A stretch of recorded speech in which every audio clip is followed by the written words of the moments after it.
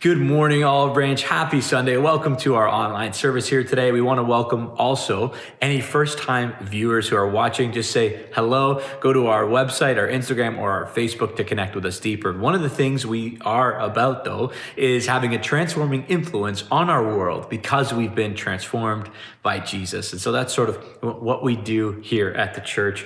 We've been working through a little letter called Philippians with the Apostle Paul, and he actually says lots of things in the Bible. And there's another thing he says in the book of Ephesians, which I think is really, really good for us to be chewing on and really leading with as we walk into the fall. He says this: we should be eager to maintain the unity of the Spirit in the bond of peace. There is one body and one Spirit. Paul is calling us to this incredible unity. And I think that is so needed for us as we move forward and transition back into school or being at work. Just pray a blessing on you this week, and we hope you enjoy our message and our worship.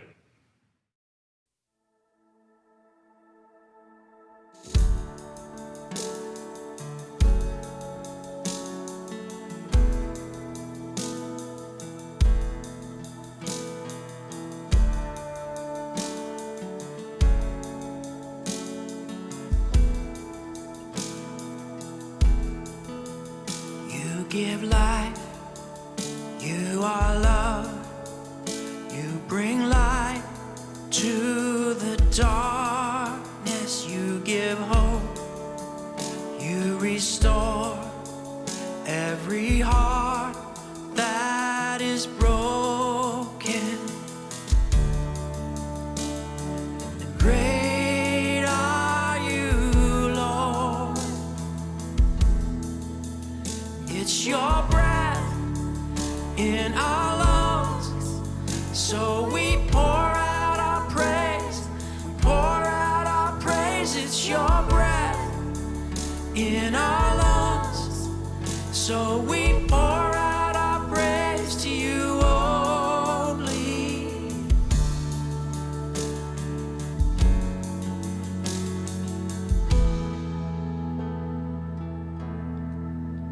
You give life, you are love, you bring light to the darkness, you give hope, you restore every heart that is broken. Great are you, Lord. It's your breath in our lungs, so we pour out our praise. We pour out our praise. It's your breath in our lungs, so we pour out our praise to you only. It's your breath in our lungs, so we pour out our praise.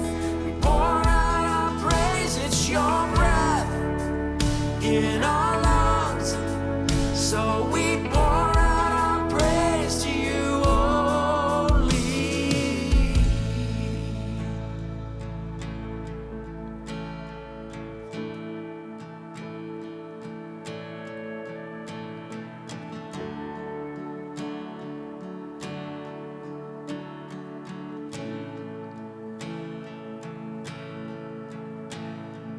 All the earth will shout your praise. Our hearts will cry, these bones will sing. Great are you, Lord. All the earth will shout your praise. Our hearts will cry, these bones will sing. Great are you, Lord. All the earth will shout your praise. Our hearts will cry, these bones will sing. Great are you, Lord.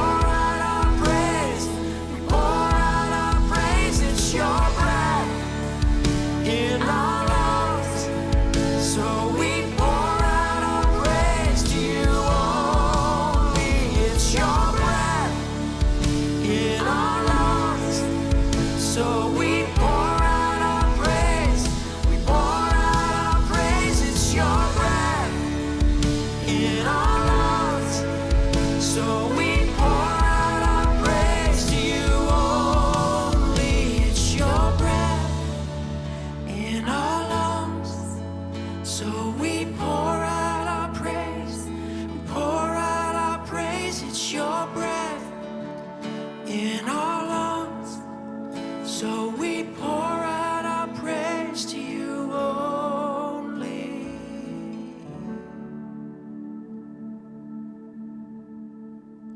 Thanks, Dan, for leading us in worship today.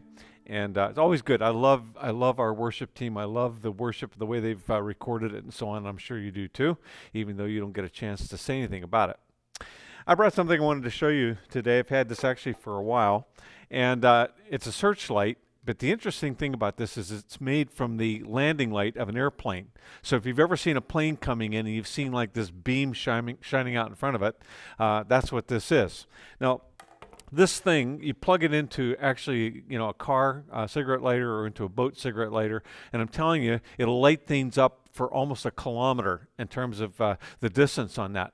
So if I were to shine it in your eyes, which I'm not going to, I can't even figure out how to get the electric to it right now, but if I were to shine it into your eyes, man, you get slain in the spirit. It would knock you flat. So that's the spotlight. That's the searchlight.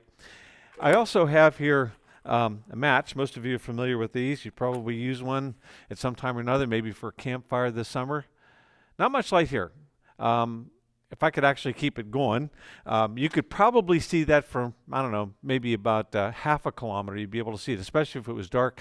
They say that you can actually see a candle for up to like 10 kilometers if it's a really, really clear and dark night. And here's my point, and I actually do have one, okay, with this. Have you ever looked at the lives of other people, looked at their intelligence and looked at their accomplishments and looked at, what people say about them and what gets written up about them and thought to yourself, man, like I feel like a match, in comparison to the searchlight. There's just not a lot of brilliance coming out of my life. And we see this with people, Elon Musk, brilliant guy, seems to be out ahead of the industry, You look at Jeff Bezos, just incredible guy. Mark, Zuckerberg, who is in university and comes up with Facebook and so on. Now, I look at these people and I take some comfort from the fact that God measures brilliance and God measures intensity and God measures the outcome of our lives way different than our world system does, which is a good thing. See, apparently God is not necessarily impressed with the star players in our world. We do have them, right? Like he doesn't, turn on his TV set at night and watch, the awards and stuff like this, when all the stars come out. He doesn't really care all that much about it. It's an upside down kingdom. That's what we've been talking about. If you want to go up, you got to go down. And not too many people in our world system are willing to go down. God has called us to shine with a brilliance that would outpace anything that would be here in the spotlight. Let me read the passage for you. This is found, Paul wrote this, and it's found in the book of Philippians chapter 2. It says, "Therefore, my dear friends, as you have always obeyed, not only in my presence, but how much more in my absence, continue to work out your salvation with fear and trembling. For it is God who works in you to will and to act in order to fulfill his good purpose.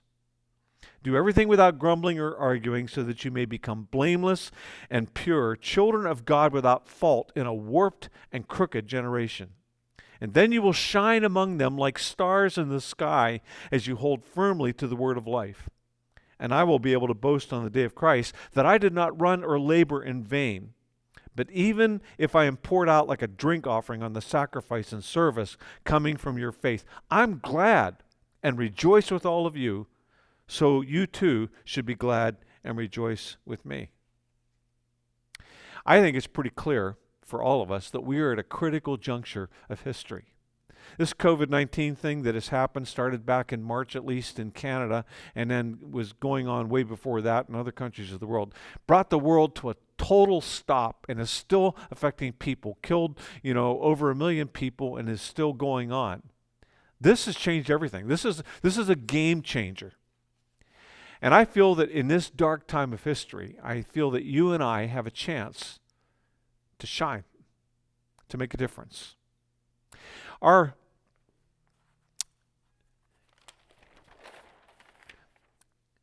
plan as a church is that we become transformed people, and that only happens because of Jesus Christ, because of what he made possible. Transformed by the good news of Jesus, but then the point is that we are to have a transforming impact on our world. And that's what we're going to be dealing with today. When you read the Bible, it talks about this, and it says that, that when we come to Christ, that we are a new creation. It says anyone who belongs to Christ has become a new person. The old life is gone and a new life has become. So the question that comes up is, how do I become a new person? How do I be a person who actually has a transforming impact? And you have lots of answers to that. There are some people that would just say, well, just let go and let God, which, is partially true, I think. But it gives the implication that all you have to do is just kind of let go of everything and kind of float downstream, and that, God will take that inactivity and he will turn it into something. The other solution sounds a little bit more like you got to try harder. You got to work more. You've got to, stuff Bible verses into your mind. You got to pray and you got to fast and you got to, do religious things. You got to light candles and burn incense and at the end of the day, it will work out to be transformation in your life. Now, here's the tragic news. Okay, let me just start with this. There are some people who belong to Christ, but they've never changed. They've never changed. Like maybe a few bump ups and some of the morality and stuff like this, because we think, and this is the mistake, we think that if we know enough of the Bible that it will actually lead to change and it will lead to maturity. And by itself, that doesn't happen. In fact, I'll tell you what does happen. If you know a lot, and most of us do, most of us know more, way more than we obey, what I know and how I live, if there's a gap there, it's called a credibility gap. Means that you know more than you're actually living. You probably, most of us have experienced this in our lives. What happens if you just eat, and you never exercise? You get fat, right? The two are supposed to go together. And the unfortunate thing is that in a dark world, when people long for truth, when people long to see people who actually believe in something, in someone enough to do something about it, we get this credibility gap. And people don't believe that Jesus actually changed his life. The point of God giving us truth was to change our lives, was to create people who love and respect him, and then he gives us the power to do this. Now, I have great news. Personal transformation is in fact possible. We can grow into people who are fully devoted to Jesus Christ, who give our lives away, who are generous and kind and good. And this becomes clear in this passage that personal transformation, though, has two tracks. And both of them are critical. So I want to talk about these two tracks, and I'm going to spend a little bit of time on this because, the one track it's like a railroad track. Okay, there are two rails on it. We are called work out your salvation with fear and trembling. And then it says God is at work in you, helping you want to obey him and then helping you to do what he wants. So the first track is found in work out your salvation, continue to work out your salvation with fear and trembling. Now, what you need to understand is this isn't saying that you get saved by doing good things for other people. Not at all. Word salvation actually has a number of different meanings that are all implied. We are saved from our sin. We are saved sometimes from death through healing. We are saved from, some of the other things that we do. It's a broad word, and it's experiencing God's grace until we get safely home in God's arms. Work out your salvation is basically saying that personal transformation doesn't take place, while you kind of sit in your lazy boy chair and just wait for things to happen to you. The actual word work out actually comes from farming language, agriculture. Anybody here who has a garden? I can't hear you. You have to speak up. You have a garden? Okay. If you have a garden, that you don't just kind of drive through the field and throw seeds out your window and see what happens. And then, in fall, like right now, we're experiencing right now, you grow, you find pumpkins and turnips and onions and, and green beans and everything else that you planted. It doesn't happen like that. You have to plow it, and then you have to actually work the ground. You have to make sure it's fertilized. You have to weed it and so on.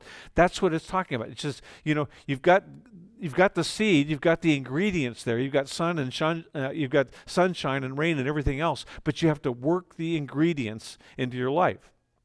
Now, I'd like to be able to think, that, I could, like my life could be like a automated car wash, where you go in and you scan the barcode and stuff, and then you pull in the thing, and then you put the car in neutral, and it just kind of takes you through, drives you through while you sit there and listen to your radio or adjust your makeup or whatever you do in a car wash, that, you come out the other end and it's sparkling clean. But it's not like that.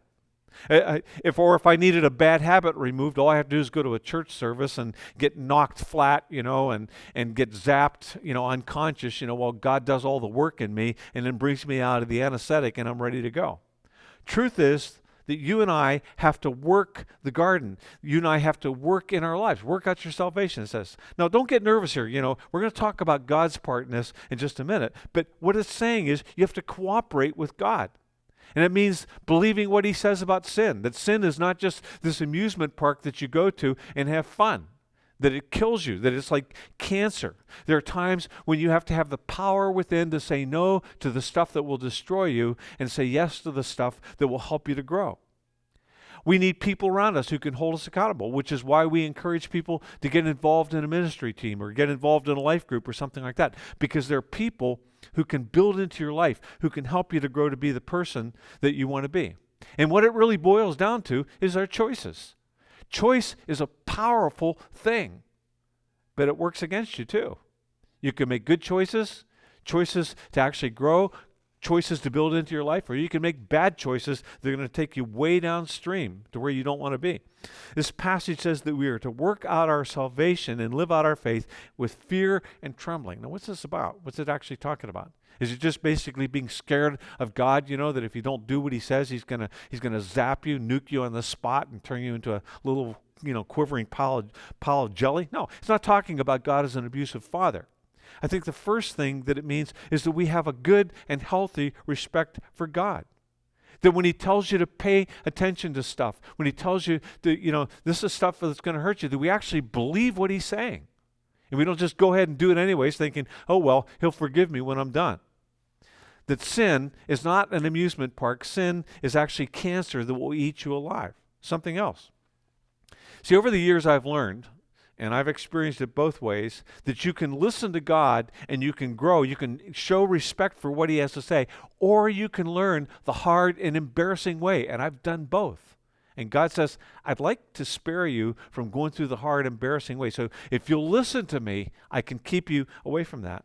And finally, there's a deep respect for your relationship with God. Some of you are listening to me, you have a significant other, you're married, you care about somebody or whatever. Now, if you really love somebody, you don't do stupid things that will hurt the relationship, right? Right? If you're sitting next to that significant other, you better say amen. The goal is to please the one that you're married, to make them feel that they are loved and that they are valued, and that they are listened to. There's a little bit of fear and trembling in that. And that's not, like if mama ain't happy, ain't nobody happy. It's the fact that love respects other people. And if you say you love God, then you respect your relationship with him and you don't do things that will harm that. And out of the deepest respect and care for God and what he has to say, we make good choices if we listen to what he has to say. Now, so far, I've talked about effort, I've talked about fear and trembling, I've talked about decisions and working and weeding and saying no and so on. Let me say it again. We are not saved on the basis of our performance.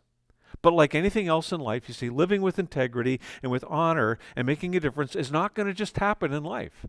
We have to make decisions that are going to take us in the right direction. It takes effort and prioritizing on our part. It takes saying no when you need to say no, and saying yes when you need to say yes. But there's another piece that makes all the difference.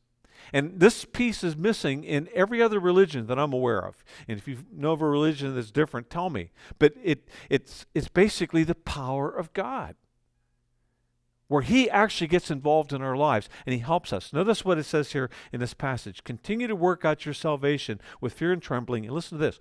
For it is God who works in you to will and to act according to his good purpose. It's the second part of the railroad track. God is at work in you. His power is available to you. And that's the second track. That's the second track. First, he's at work with our will. There's the passage in the Living Bible says, God is at work within you, helping you want to obey him, and then actually helping you to do what he wants. Now, the problem with us, we think, okay, well, if I just, memorize the Bible and stuff, I should be okay. The problem is this is not usually a knowledge thing. It's not knowing what to do for most people. It's actually wanting to do the right thing. Wanting to do the right thing. I mean, think about this, okay?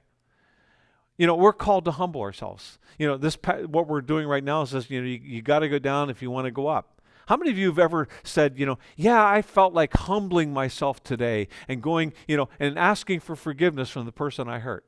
You never feel like doing that. Almost never feel like doing that, You ever feel like, managing your money and managing, all the other parts of your business and stuff, so you still have something left to actually give away and to be generous? You almost never feel like doing that. You ever feel like editing the stuff that you watch on TV or the stuff that you do with social media or anything like that, and so that you can have a cleaner mind? Nobody feels like doing that. So if there's going to be any change in our lives, the first thing is that you have to want to change. I remember hearing a joke once, that, how many psychologists does it take to change the light bulb? Well, it only takes one, but it has to really want to change. There's some truth in that, actually. You have to want to change. For God is at work within you, helping you want to obey Him, and then helping you do what He wants. See, because God has access to your heart, He's able to shift you. He's able to help you with your desire life so that you actually want to do what's right.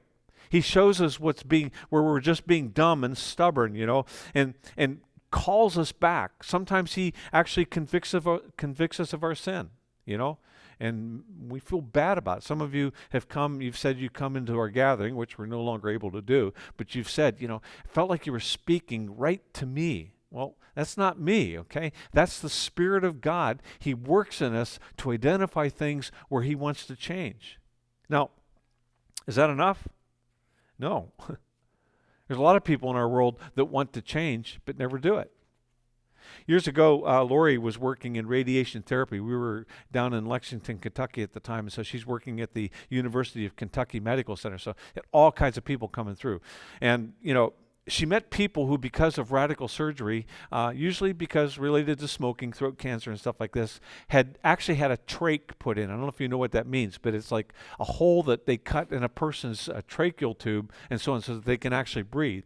Now, what blew her mind? So this is tough, watching this happen and people who can't talk and stuff. What blew her mind was watching people who were still smoking cigarettes through the trach in their throats, They breathe through the need to change every single day of their lives, and yet they never changed. And that's the way it is with some people. I'm going to read you a very raw, honest admission from Paul, okay?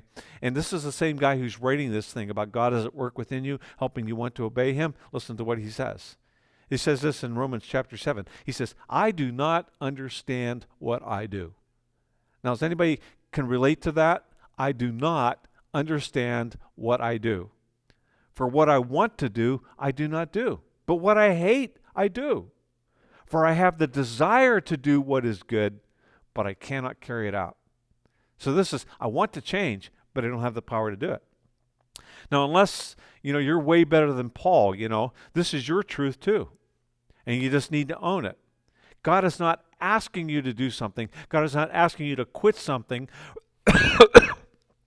or make something right, and then He doesn't just do this and leave you stranded on your own to pull it off. It is God who works in you to will and to act according to His good purpose. And that's exactly why God can hold us accountable for what we do, you see? For the credibility gap between what we know we ought to do and what we actually do. Because we have the power in us through the Spirit of God to change. Paul goes on after this chapter in Romans chapter 8, and he says that the Spirit who raised Jesus from the dead is at work within you to raise you from the dead too.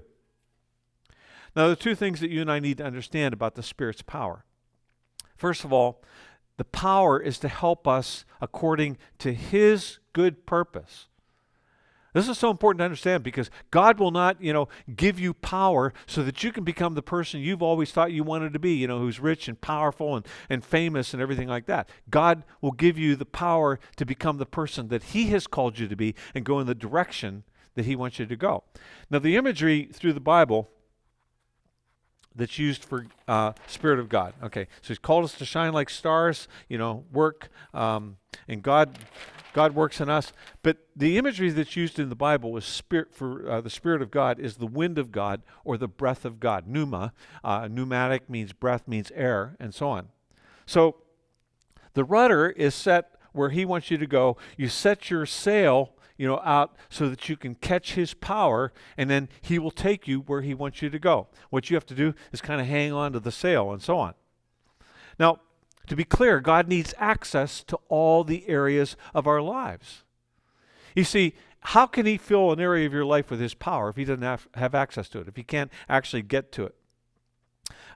You don't give yourself to God, this little piece at a time. When I was 17, my brother, for Christmas one year, gave me a key to his motorcycle. No, it wasn't a real fast motorcycle. It was a Suzuki 150 and so on, but fast enough, okay?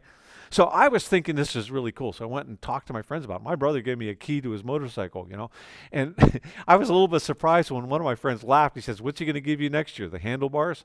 And I thought, yeah, that kind of does make sense. I mean, if a friend says, "You know what, I want to give you my car," and then, what they do is, every year for the next 20 years, they haul a piece over. They give you a headlight one year and a fender the other year, and then the steering wheel, and then tires and so on. Like, that doesn't make sense. God has to have all of us to do what he wants to do.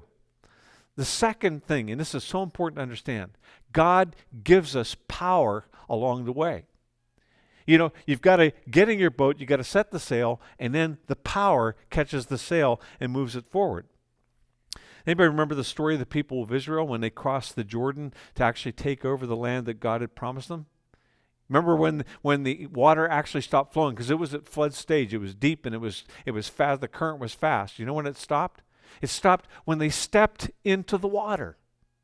And that's the way God works. God works when we decide we're going to move in the direction that he wants us to go, and then he begins to work. If you just sit in your lazy boy chair and you're waiting for God to show up before anything happens, you're going to be in your lazy boy chair. You're going to sit there.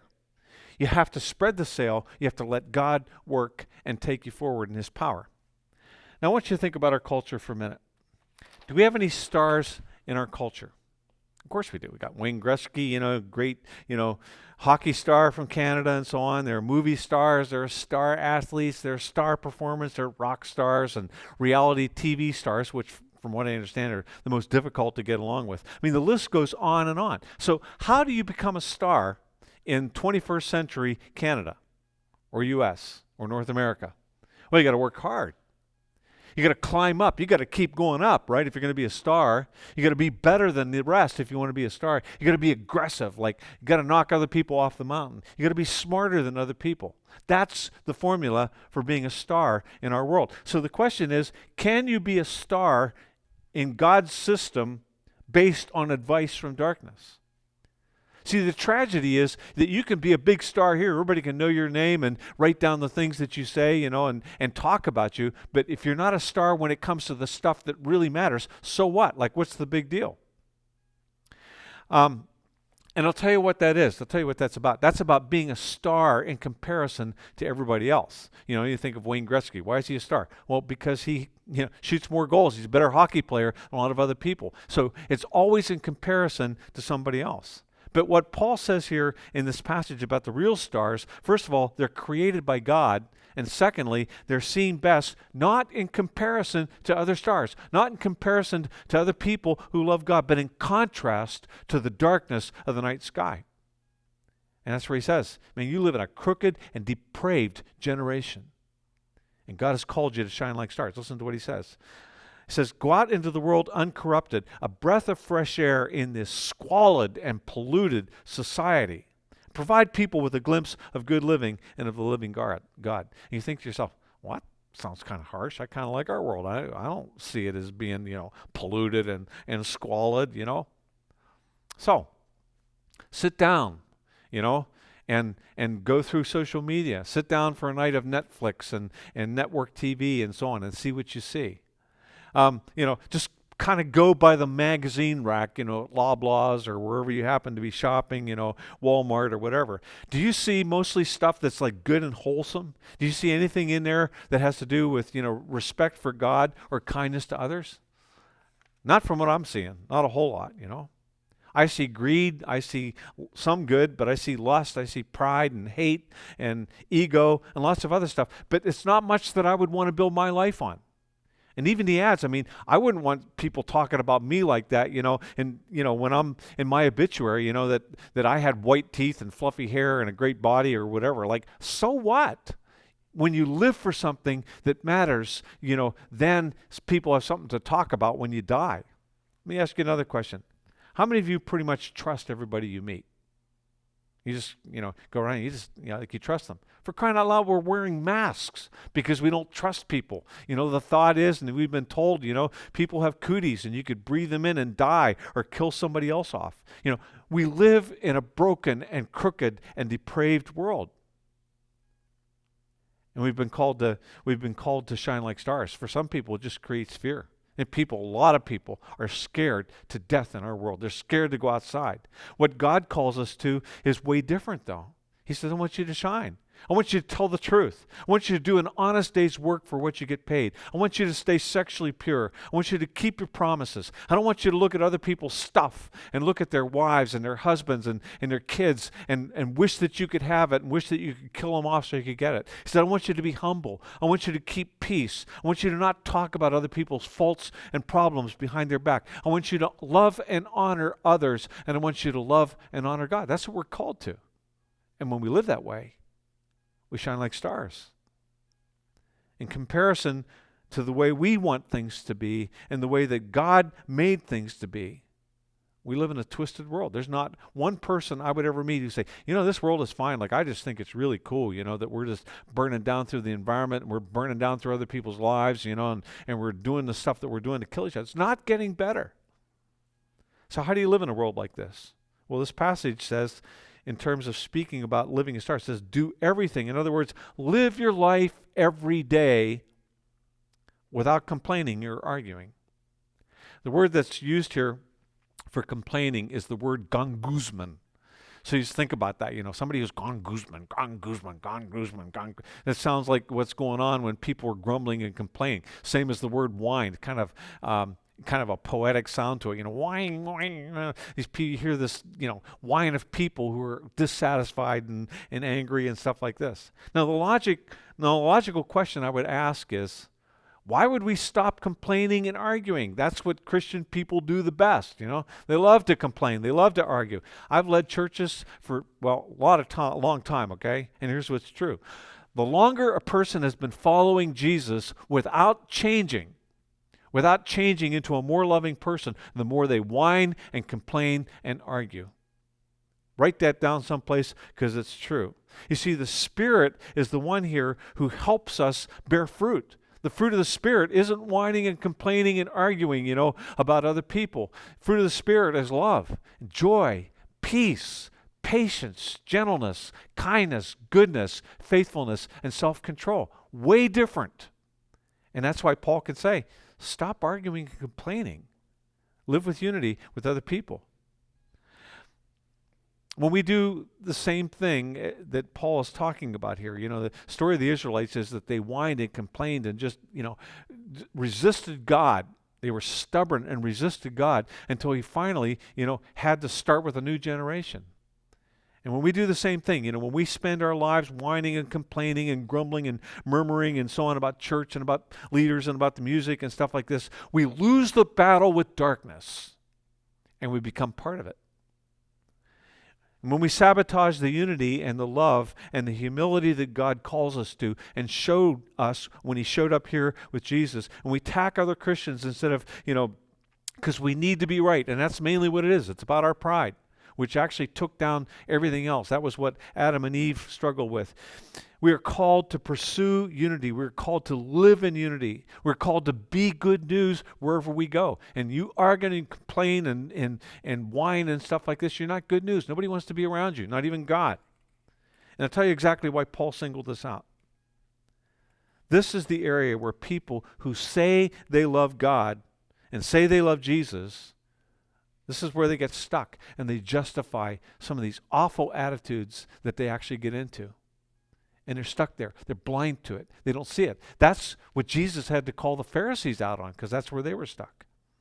And so what he's saying is, don't act like a child. Act like a child of God. Do everything without complaining and arguing. That's who we want to be. And something else. Know what followers of Jesus are getting well known for these days? And this is really sad, okay? We are known for what we're against. That's tragic. Instead of being good news, we are known for what we are against, and it's kind of go through this life with this, nobody knows the trouble, and, just whining about life. God is in control, and that's how we are called to live. Paul would say, shine. Don't complain about the darkness. Don't curse the darkness. Shine. Light it up. Now listen to the standard that Paul sets here, without fault.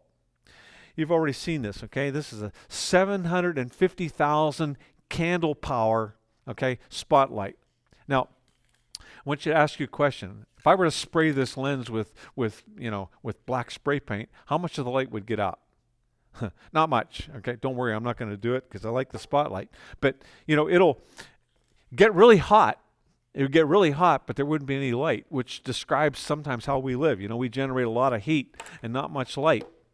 So Paul is basically saying, clean the windows. Make sure that the light gets out to where it needs. Work out your salvation. Get the black paint off your light, and the power of heaven will bear you up and back you up. He says this for our sake, but he says it especially for the sake of people who need light. Paul says, living without fault in a crooked and depraved generation in which you shine like the stars in the universe as you hold out the word of life. And you hold out the word of life by living it, not by just talking about it. And if you don't actually live it, then you lose your influence.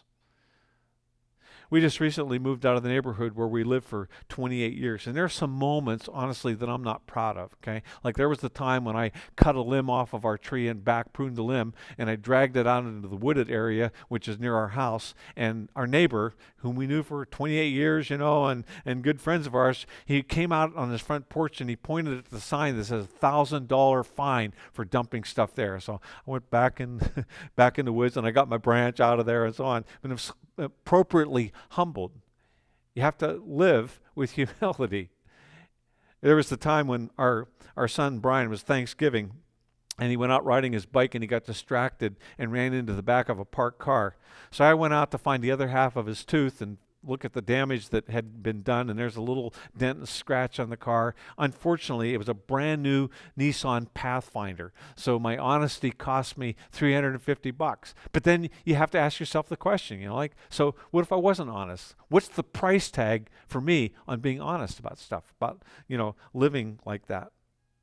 See, the challenge for you and me through the power of the Spirit is to make sure we shine, to clean the paint off the spotlight, because when we don't, you see, the good news of Jesus gets muted. Don't hide your light, is what Paul's saying. Don't hide your light. Let it shine for all. Let your good needs glow for all to see so that they will praise your Heavenly Father. That's what Jesus told us. Those are our marching orders, to let our light shine.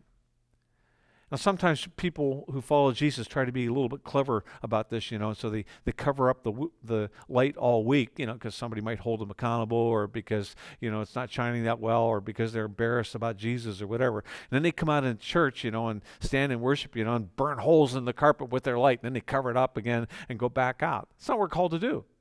We don't need the light here. I don't need your light. The world needs your light. The world needs my light. And Paul says here, man, don't be a big lighter. Don't be a night light. Be a star in the sky. Be a star in the sky. Shine your light. Now this passage closes with two thoughts. And the first one is, and I think Paul speaks about himself here, but I think he's talking to us too. And he says, when I stand before Christ one day, that's the accountability. When I stand before Christ someday, he says, I don't want to stand there and have it clear that I missed the point. That I was just frittering away my life here. I was just living as if, I'm just a person in the world and I'm going to die and that's about it. See, the way this works is that the joy of God is available to us here. And when we get there, man, it just all of a sudden comes. Like, right here. And so you have to ask yourself the question, what am I going to be? Like in the realm of time, which is where I live now, what am I going to live for? Am I going to be a match? Am I going to be a star? Because the joy comes when we light up our world. And we are accountable for what we do. He talks about joy. Living this way, you see, living for Jesus in this way, shining like stars, that brings joy, and it brings way more joy there than it does here. And that's what you have to think about. You have to think about the future. Now here's the deal. You and I can't just do this by ourselves. We have to live out our salvation, work out our salvation with fear and trembling. So there's effort involved, but it takes the power of God working within us. And we have to let his power shine. We can't junk it up. And this morning I want to ask you something very, very important. What is it in your life specifically that really needs to change if you're going to shine your light? Is it the way you treat other people? Is it the way you talk about other people? I mean, is there some just unloving, judgmental stuff about your life that sabotages the words that you say? Is it the way, that you kind of nibble around the edges of truth when it comes to, how you handle finances because it might cost you some money? Is it a relationship that you're involved in that does not honor God and isn't right and you need to deal with it? Is it your word? You just, do you tend to stretch things out and exaggerate things to the point where they're no longer true? Do you keep your word? Do you keep your promises to other people?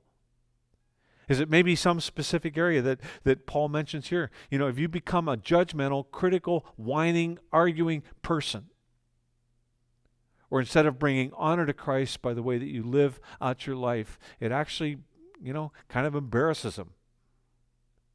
Where do you need the help of God? And will you let him help you? We live in a world that desperately, desperately needs people to live out the light. We need the light. And we live in a world that needs the light. Will you shine? Will you let your light shine? And there's a part that we play in this where we own the darkness in our own lives, where we own the stuff that, is creating a problem. But you have to actually see it, and you have to let the Word of God come into you and so that you see it. But it's not just enough to see it. Then you have to let him change you, and that's where you offer yourself to God. You say, God, I'm going to spread the sail. You fill it and take me where you want me to go. But it involves choices. You have to decide. You have to choose where you're going to go and what you're going to do with your life. Don't be a match. Don't be a nightlight. Don't be a cool little, garden light. Be a star. Let your light shine, and God will back you up with his power. Let's pray. God, we always read what you have to say about life and we feel inadequate because it really speaks to us. It convicts us. It calls us out right where we are. Sometimes we get callous to it and we just, keep on hearing it and not changing in our hearts because of the movement of the word and its roughness. It creates calluses instead of actually getting underneath and changing us. And so, God, right now we offer ourselves to you. There's a dark world. People are scared. People are confused by the darkness. We live in a world that has officially stopped believing that there's any truth out there. And we choose to believe that there is. And we choose to trust your power. And so we would live out and work out our salvation with fear and trembling. And we would remember that God is at work within us, helping us want to obey him. And in helping us to actually do what he wants. We trust you for that and ask you for your help. Amen. Kathy's going to come and lead us in a song right now, and then I'm going to come back with a benediction. Let me be filled with kindness and compassion for the one in whom you love and gave your son for humanity. Increase my love and help me to love with open arms like you do. A love that erases all the lines and sees the truth. Oh, that when they look in my eyes, they would see you.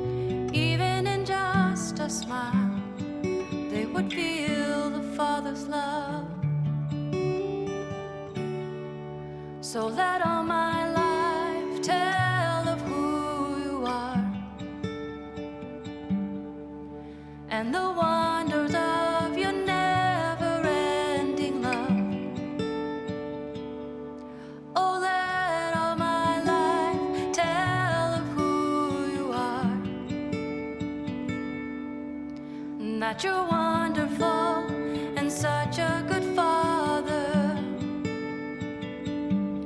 Oh, let all my life tell of who you are and the wonders of your never-ending love.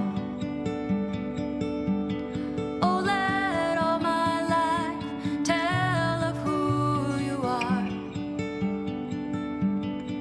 and that you're wonderful and such a good Father, and that you're wonderful and such a good Father. So help me to love with open arms like you do, a love that erases all the lines and sees the truth. Oh, that when they look in my eyes, they would see you. Even in just a smile, they would feel the Father's love. So from the moment you hear this talk, you're going to be going out in different places. You're going to be going out into, going to work. You'll be going shopping. You're going to be going to school. You're going to be doing lots of things. And just remember that we live in a world that is dark. Doesn't mean that everybody's evil. It just means that there's darkness. And we got to shine some light. We got to shine the truth of Jesus and let it be seen through our lives. So clean the windows. Let the light shine. Amen.